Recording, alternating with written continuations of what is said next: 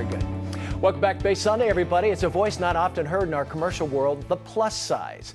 While advertisers stay away, our next guest says, I am big and I am proud. So much so, she's edited a book called Hot and Heavy, Fierce Fat Girls on Life, Love, and Fashion. It's a big hit. And celebrating who you are, not what others think you should be, please welcome Virgie Tovar to Base Sunday. How are you? Good, how are you? Good to have you with us. Thank you. Well, I love the title out of the gate. Hot and Heavy, Fierce Fat Girls on Life, Love, and Fashion. Yes, I knew it had to be hot and heavy. I mean, it's sort of like a play on, it has multiple meanings, but yes, hot and heavy. Just celebrate who you are, right? Isn't that Yes. kind of the bottom line? Yes, definitely. Now, we were chatting off camera. You've always been kind of on the plus size as a little girl, too. Yes. When did you figure out in your life that, wow, this isn't cool? What's wrong with you people? Well, I mean, in terms of when I came into an awareness of being fat, this was around age 5, elementary school. I went to preschool. There were no issues. I had a boyfriend. Like I was telling you, I was hot. Oh, what's his name? Ray? Ray, if you're out there, she hasn't seen you since preschool. Call.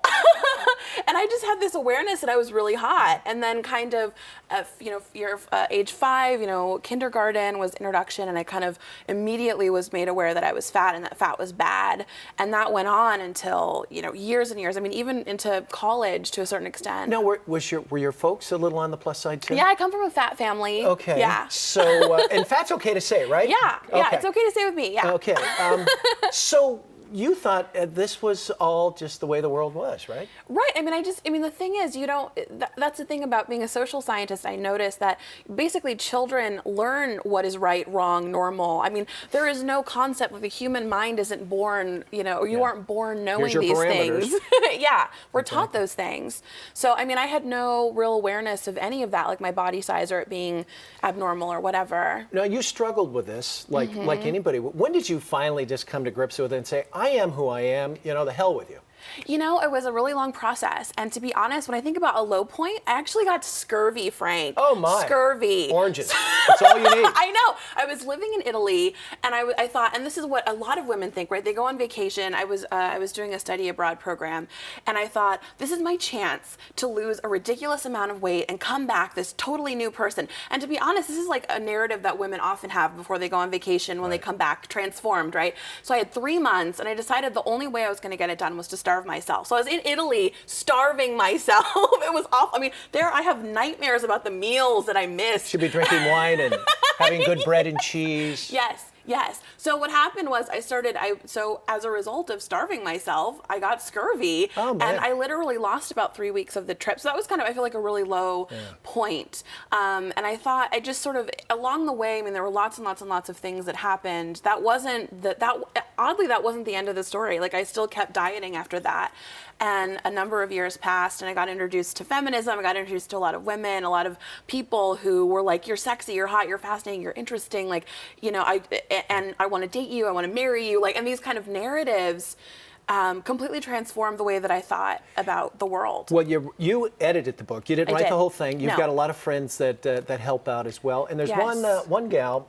It's the chapter Truce. One gal was so heavy it took 3 years, was it, to diagnose that she had cancer? No, it's not that she was heavy. It was that she Kept getting misdiagnosed. Well, yeah, because basically what happens when you go into a medical exam, a doctor automatically, if you're fat, assumes that you have some kind of pathology that's related to fatness. So she knew that something was wrong, and the doctors kept saying, you have polycystic ovarian syndrome, which is a result of obesity or is correlated or whatever. And they just said, lose the weight and this problem will go away. And so she was so traumatized by doctors saying that over and over that she stopped going for 3 years. And this was the time during which the cancer grew.